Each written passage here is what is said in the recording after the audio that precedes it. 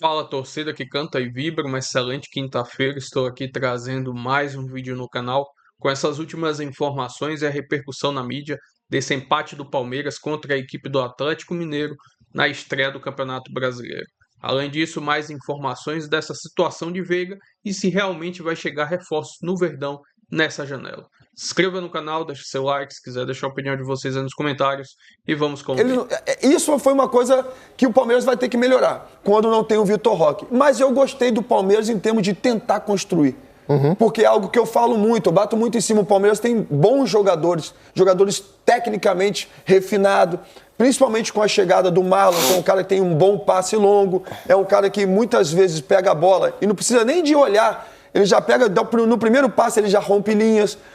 E o Palmeiras ontem tentou jogar, tentou criar, tentou ter um pouco mais de posse de bola, e isso é algo importante. Agora, é muito difícil um time que está habituado a jogo direto chegar já num jogo assim, é uma transição.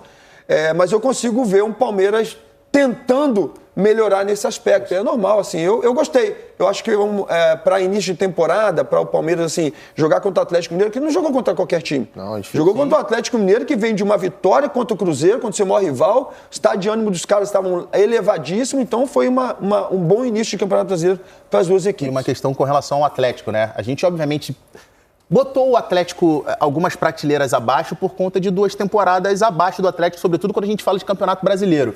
Mas se a gente for olhar o Atlético, por exemplo, em questão de elenco, as alterações que o Atlético fez ontem. Entrou Scarpa, Alexander, ex-jogador do Fluminense, que tecnicamente eu acho excelente jogador, Renier, que também é jovem e tecnicamente também bom jogador, e Tomás Coelho. Ainda tem o Preciado, que estava machucado, e tem o Minda, que eu acho que vai jogar nessa temporada. Talvez não como titular, mas um jogador com qualidade para agregar bastante esse time. E aí você vai olhar para o time titular, você tem Hulk, você tem Dudu, você tem Bernard. Então, assim, o Atlético, esse time, se encaixar na mão do Sampaoli, é um time que pode brigar exatamente, na parte de cima, até em termos de conseguir incomodar Palmeiras e Flamengo. Eu vou além. Deve brigar. Deve, concordo. Deve por isso brigar. Que pra mim foi importante. Tem o dever de Palmeiras. brigar. Não, dever no sentido de obrigação técnica de obrigar. Não joga Libertadores. Concordo. Não, tem uma estrutura invejável. Claro. Tem um treinador que é muito bom, tem bons jogadores.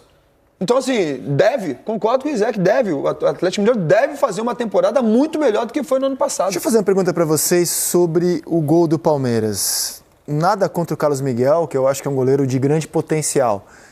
Mas o Palmeiras tomou uma decisão ousada, né? Sim, muito pra mim. Ousada, né? Quando ele contrata o Carlos Miguel e abre mão do Everton, porque é disso que se trata, né? Você abrir mão de um dos maiores goleiros da sua história, né? É pela maneira com que o Everton foi negociado com o Grêmio. Exato. Achei um pouco precipitado. Totalmente. Estão prontos.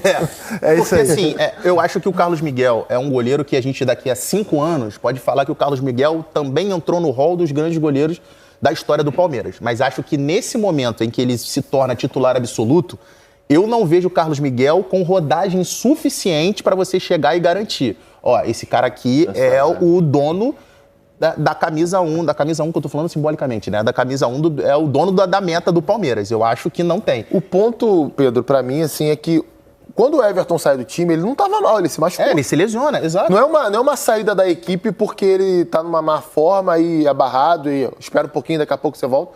Não, ele se lesiona. Não acho que ele estava mal, tudo bem, ele não estava vivendo a melhor temporada dele. Não tava. Mas também mal não tava. Assim, Carlos Miguel tem potencial? Tem, mas ele tá vivendo tudo muito novo na carreira dele.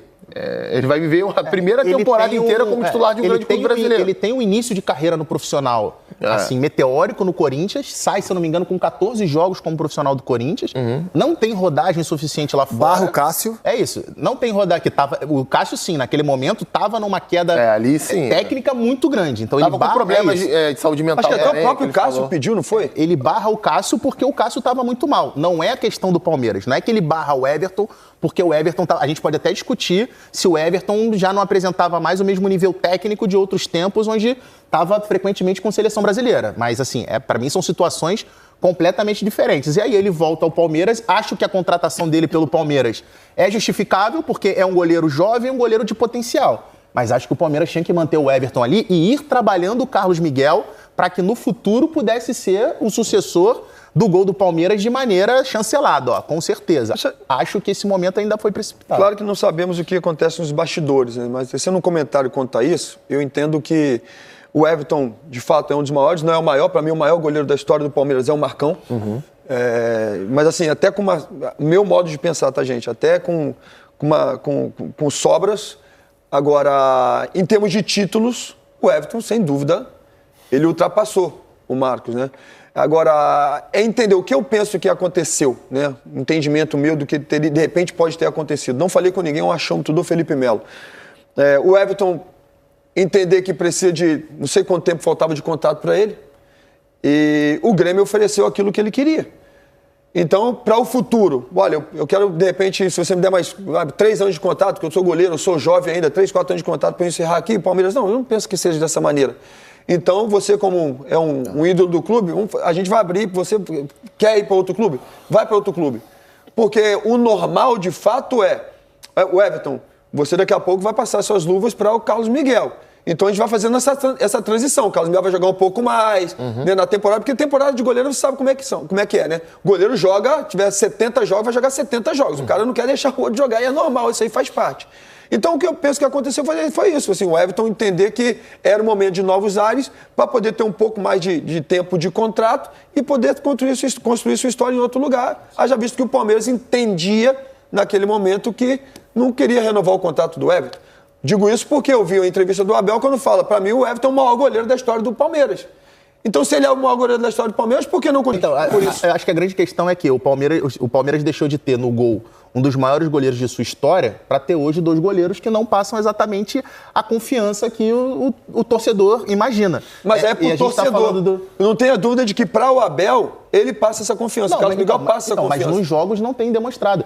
Para mim, ontem era uma bola defensável do gol do Atlético e já tinha falhado no gol contra o São Paulo. Qual delas? A segunda é um bate-rebate, enfim, aí é mais sorte. A que passou embaixo da perna. A bola embaixo da perna. Achei muito rápido. Coincidentemente, é o terceiro gol embaixo das pernas que ele leva, ainda que ontem também, concordo, acho que não... Acho que o de ontem... Foi muito rápido, foi um acaso. Teve um gol anulado embaixo das pernas e um que de fato ele levou. Mas é que... Contra o São Paulo foi falha, o gol que ele sofre. Foi. Contra o São Paulo foi falha. Não, é uma questão assim, é uma ação ousada. Quando você abre mão... porque assim, eu acho que se o Palmeiras quisesse segurar o Everton, ele segurava. Sim, com certeza. Se ele quisesse segurar o Everton, ele segurava, né? Então assim, e inclusive uma coisa que eu acho que o Palmeiras perde muito com a saída do Everton é a saída de bola. O Carlos Miguel dá muito chutão pra frente. O Everton sai jogando muito melhor do que o Carlos Miguel. O Everton é melhor do que muito zagueiro. E isso impacta no jogo do Palmeiras, sem dúvida. O Palmeiras passou a ser um time de chutão, muito em função da ineficiência que o Carlos Miguel tem em saída de bola. O Everton ele se sente confortável, pressionado, e o passe longo que ele acha não é o bicão para se livrar da bola. Muitas vezes é a inversão mesmo, diagonal, bola sem peso. E não só de direita. De canhota. De canhota também. Às vezes ele pega a bola de canhota. Não, o Everton é um goleiraço.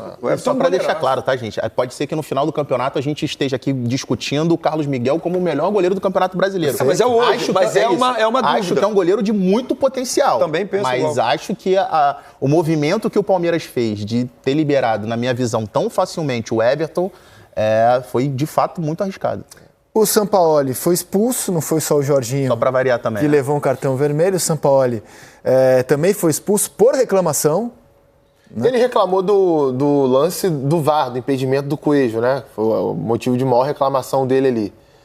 E aí o cara vai fazer o quê, cara? A máquina tá lá dizendo que tá... Pô, o juiz vai fazer o quê? Adianta ficar gritando no ouvido do bandeirinha ali do lado? É um comportamento que também não é novidade, a gente vê do São Paulo adotando, né? As pessoas até falam quando eu faço algum comentário, falam assim, pô, de brigar e tal, mas brigava muito no campo, mas eu era atleta, jogador de futebol, né? É claro que você sendo o líder da equipe, você sendo o treinador da sua equipe, fica um pouco mais complicado, né? Mas eu até acho que quando estiver como treinador, eu vou ser do estilo São Paulo, sabe? Até dúvida. Será? A bola saindo pela lateral. Até por isso o meu auxiliar tem que ser um cara muito tranquilo. O meu auxiliar tem o Egídio, tem o Pablo Roberto. Os caras vão ser bem tranquilos para segurar, porque eu acho que vai ser como o São Paulo. Será? Eu não sei se a gente tem na mão o lance do gol gol do Vitor Roque, do gol de empate do Palmeiras, porque tem um comportamento do Alonso no lance, pra mim é inexplicável. O Alonso simplesmente, a bola no alto, ele vira de costas pra jogada. E se ele tivesse seguido na jogada, ele muito provavelmente conseguiria chegar ali, pelo menos em condição de disputar um pouco mais firme com o Vitor Roque pra conseguir travar. Ele simplesmente, a bola no alto, ele vira de costas pra jogada pra poder reclamar de impedimento. Ó. Se a gente consegue travar, olha lá. Um pouquinho antes. Pode voltar, pode voltar.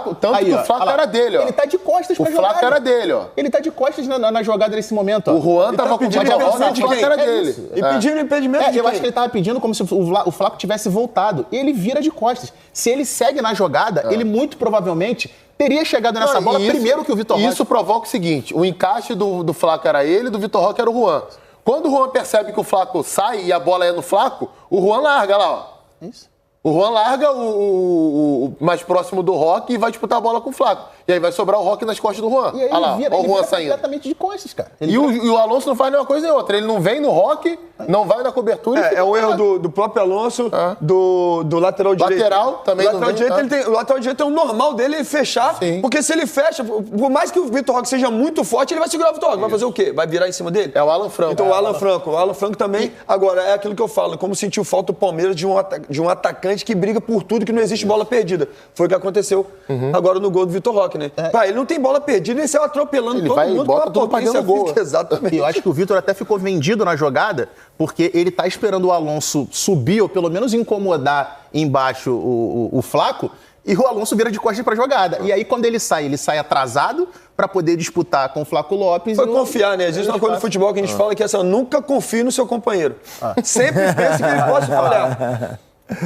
Ele tá pra trás. Ah lá, ele tá no Vitor Roque. Quando ele percebe que o Alonso não vai, aí ele vai chegar na jogada. Só que ele já chega atrasado, porque o Flaco já tá saltando. Ele poderia reclamar fazendo. Isso. Ele poderia reclamar. Vai lá, eu vou fechar aqui, mas eu vou reclamar depois. Eu vou fechar aqui. É o que fazem, né? E assim, por que ele não corre? Ele até poderia ter levantado o braço. Mas corre. Exatamente. É eu acreditar que vai dar tudo certo. Eu vou confiar no meu companheiro, vai dar tudo certo. O companheiro não faz, você também não faz. Gol do adversário. Mas é só um detalhe que, assim, é um detalhe que ontem poderia ter decidido o jogo. Poderia ter decidido o jogo através do Atlético. A marcação está encaixada, dificilmente isso aconteceria. O Abel falou que os gols do Galo saíram em erros defensivos e que vai trabalhar para melhorar isso. A gente não pode ouvir o São Paulo, que foi expulso, mas pode ouvir o Abel. Dá uma olhada. No primeiro jogo do ano, jogo onde, na minha opinião, nós fomos mais perigosos. A verdade é que o nosso adversário também tem mérito, um adversário muito bem organizado, com muito bons jogadores. Acabou por ser extremamente feliz na forma como fez os golos, ou se quiseres, erros não forçados da nossa parte, em que cedemos os 2 golos que o nosso adversário fez. Antes de sofrermos o golo da virada do nosso adversário, tivemos 2 oportunidades claras.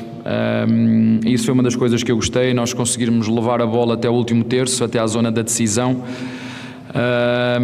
Tivemos uma pelo Maurício, outra pelo Sousa, em que este tipo de jogos nós sabemos que são jogos difíceis, jogos mais entroncados e mesmo nós criamos mais expectativa de golos do que o nosso adversário, e isto é fundamental nestes jogos, a eficácia nas oportunidades que nós criamos pode ditar o resultado final. Como te disse, acho que o nosso adversário foi feliz, nós não tanto, mas enfim, quando não se pode ganhar, não se perde, e foi isso que nós fizemos. Pena foi, como te disse, são erros não forçados e que nós devemos evitar e temos que trabalhar em cima deles para que na próxima não aconteçam deste jeito.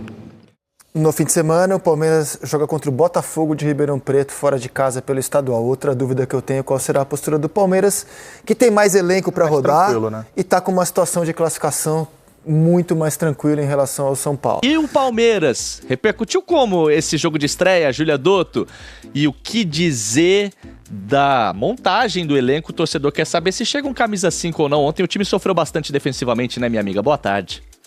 Fala, Vini. Boa tarde para você, para os amigos que nos acompanham. É isso. Bom, falando do jogo, realmente, algumas das coisas que o Guto falou em relação ao Atlético se aplicam também para o Palmeiras. Assim, né? Um jogo muito difícil contra uma equipe qualificada. No caso do Palmeiras, fora de casa. O Abel, depois do jogo, até falou na entrevista, né? Quando não se pode ganhar, não se perde. É uma frase que ele usa quando o time sai com um empate, principalmente nos jogos fora de casa. Ele que estabeleceu isso como pontos de objetivos, né? Se o time não pode ganhar fora de casa, pelo menos não perde. Pelo menos essa é a mentalidade que tem que ter um time campeão. Mas fato é que, dadas as chances criadas dos dois lados, ficou um pouco a sensação de que o Palmeiras deixou 2 pontos em Belo Horizonte. Em chutes a gol, foram 6 do lado do Palmeiras, apenas contra 2 do lado do Atlético. O Palmeiras abriu o placar com o Flaco Lopes de cabeça, o Flaco que em 5 jogos já tem 3 gols, 3 assistências, é o melhor início de temporada da carreira do Flaco. Esse ano tem Copa do Mundo, hein? Alô, Argentina. Depois disso, as coisas começaram a desandar um pouco pro lado do Palmeiras, como o próprio Abel pontuou erros do Palmeiras que levaram aos gols do Galo. O primeiro é uma bola que o Murilo não conseguiu afastar, o Maurício não conseguiu dar combate, aí o Victor Hugo, na linha do pênalti, conseguiu abrir o placar pro lado do Galo, empatar o jogo. A bola passou no meio das pernas do Carlos Miguel, do gigante de 2,3 metros que defende a meta palmeirense. Aliás, esse foi o primeiro de 2 gols do Galo que passaram no meio das pernas do Carlos Miguel. O segundo gol do Galo, que acabou sendo anulado por impedimento, como o Guto bem pontuou. E aí, sim, um gol que valeu, o gol da virada, que foi, na realidade, um cruzamento do Scarpa e um gol contra do Kelvin, tentando afastar, né, tirar a bola da própria área. O Abel, depois de sofrer essa virada, colocou no jogo o Vitor Roque. O Vitor que no início de temporada vem tendo minutagem dosada, porque ele vem sofrendo com problemas físicos. Primeiro teve uma torção no tornozelo, depois dores no joelho. Ele jogou ali cerca de 15 minutos e conseguiu garantir um empate para o Palmeiras com um gol que é a cara do Tigrinho na jogada de força, no bate-rebate, ali na briga entre os defensores, conseguiu empurrar a bola para dentro e garantir um 2-2 para o Palmeiras, que saiu de Belo Horizonte com essa sensação de que poderia ter conseguido um resultado melhor, Vini. Ô Julinha, a gente falou aí sobre a necessidade, né, que tá clara pro torcedor da contratação de um camisa 5, pelo menos. Agora, enquanto não chega alguém, tem dinheiro entrando, e com um jogador que já nem tá mais no clube, né? Exato, Vini, exato. O Bragantino anunciou a venda do John pro Zenit da Rússia por pelo menos 18 milhões e meio de euros fixos, mas esse valor pode chegar a 20 milhões de euros em caso de bônus, né, de performance do John. O que acontece? O Palmeiras tem 20% dos direitos econômicos do John, ainda mais o valor de mecanismo de solidariedade da FIFA por ter sido um dos clubes formadores do atleta. Portanto, o Palmeiras já tem garantidos aí cerca de 4 milhões de euros fixos com essa negociação. Esse valor aí que pode subir para 4,3 milhões de euros. Então, pelo menos 25 milhões de reais o Palmeiras já tem assegurados com um jogador que nem está mais no clube, né? Que teve uma última temporada muito boa pelo Bragantino, jogando como camisa 10. E vale dizer também que o Palmeiras estabeleceu para essa temporada uma meta de arrecadar cerca de 400 milhões de reais em vendas de atletas e já chegou a quase 1/3 desse valor só nesse início de temporada, somando também vendas concretizadas ao final da temporada passada. Então, além do John, temos Aníbal Moreno, que foi transferido para o River Plate, Facundo Torres, que foi para o futebol dos Estados Unidos, Breno Lopes, que já não estava mais no Palmeiras, né? Estava no Fortaleza, mas foi feita uma transferência para o Coritiba e o Palmeiras também arrecada em cima disso. E além dele, estou esquecendo mais alguém? Luiz Guilherme. Luiz Guilherme, muito obrigado, que estava no West Ham e foi para o Sporting de Portugal. Então, com esses 5 jogadores, o Palmeiras já arrecada aí cerca de 1/3 dos valores que estavam previstos aí para essa temporada. E a gente sabe que é um clube economicamente estável, organizado, que está no mercado aí em busca de um nome para vestir a camisa 5, vestir o número 5 do Palmeiras. O Emiliano Martínez, que está lá no banco, ainda não mostrou exatamente a que veio no Alviverde. Alviverde, Vini. Não passa essa confiança, né? Para a torcida, especialmente, mas hoje até para a comissão técnica. E que coisa, hein? O Palmeiras com essa espécie de poupança, assim que o João Paulo Sampaio fala, vai mantendo percentuais de atletas que estão fora. E aí, como disse a Júlia Dotto, esses jogadores vão se transferindo e vai entrando grana nos cofres do Palmeiras. Um beijo, minha amiga. Bom trabalho. Vou trazer aqui agora uma breve análise do GE desse empate do Palmeiras na estreia do Campeonato Brasileiro, abre aspas, com sua escalação ideal de início de 2026, o Verdão garantiu um ponto, num placar de 2-2, mas em uma atuação recheada de erros e fazendo gol contra de Kelvin, depois de sair na frente do placar com Flaco Lopes.